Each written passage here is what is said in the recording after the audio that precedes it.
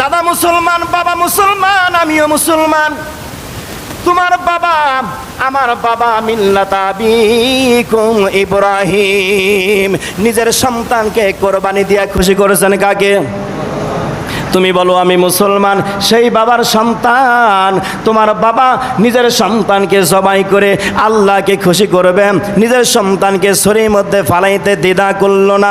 80 বছর বয়সে সন্তান পেয়েও সন্তানকে জবাই করতে গিয়েছে আল্লাহকে খুশি করার জন্য। তুমি কেমন মুসলমান? তোমার পকেট থেকে মাত্র 20,000 টাকা দিয়ে কোরবানি করবা, ভাগে থাকবা 15,000 টাকা দিয়ে একটা ছাগল কিনে কোরবানি দিবা, এইটাই তুমি পারো না।